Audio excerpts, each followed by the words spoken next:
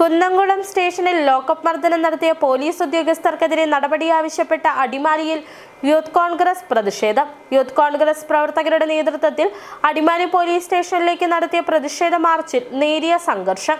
പോലീസുമായി ഉണ്ടായ ഉന്തിലും തള്ളിലും യൂത്ത് കോൺഗ്രസ് പ്രവർത്തകർക്ക് പരിക്കേറ്റു. പ്രവർത്തകർ സ്റ്റേഷൻ വളപ്പിലേക്ക് തള്ളിക്കയറാൻ ശ്രമിച്ചതാണ് നേരിയ സംഘർഷത്തിന് ഇടവരുത്തിയത്.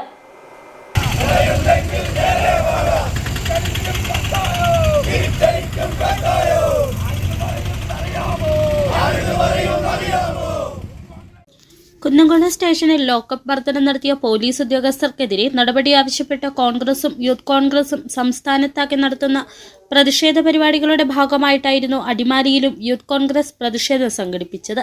പ്രതിഷേധ സൂചകമായി പ്രവർത്തകർ അടിമാലി പോലീസ് സ്റ്റേഷനിലേക്ക് മാർച്ച് നടത്തി. സ്റ്റേഷൻ കവാടത്തിൽ പോലീസ് മാർച്ച് തടഞ്ഞു. ഇതോടെ പ്രവർത്തകർ പോലീസ് സ്റ്റേഷൻ വളപ്പിലേക്ക് തള്ളിക്കയറാൻ ശ്രമിച്ചു. ഇത് പോലീസ് പ്രതിരോധിച്ചതോടെ നേരിയ സംഘർഷാവസ്ഥ രൂപം കൊണ്ടു.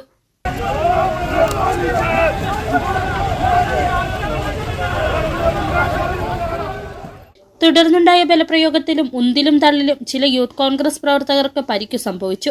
സ്റ്റേഷനിൽ ലോക്കപ്പ് മർദ്ദനം നടത്തിയ പോലീസ് ഉദ്യോഗസ്ഥർക്കെതിരെ ശക്തമായ നടപടി സ്വീകരിക്കണമെന്ന തുടർന്ന് നടന്ന പ്രതിഷേധ യോഗത്തിൽ സംസാരിച്ച കോൺഗ്രസ് യൂത്ത് കോൺഗ്രസ് നേതാക്കൾ ആവശ്യപ്പെട്ടു.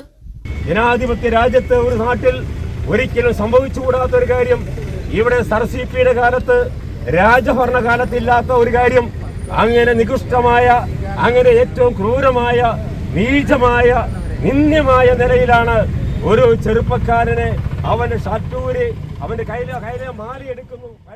പ്രതിഷേധ സൂചകമായി യൂത്ത് കോൺഗ്രസ് പ്രവർത്തകർ ലോക്കപ്പ് മർദ്ദനം നടത്തിയ പോലീസ് ഉദ്യോഗസ്ഥരുടെ ചിത്രം സ്റ്റേഷൻ വളപ്പിൽ പതിപ്പിച്ചു. നിരവധി യൂത്ത് കോൺഗ്രസ് പ്രവർത്തകരും നേതാക്കളും പ്രതിഷേധ മാർച്ചിലും യോഗത്തിലും പങ്കെടുത്തു.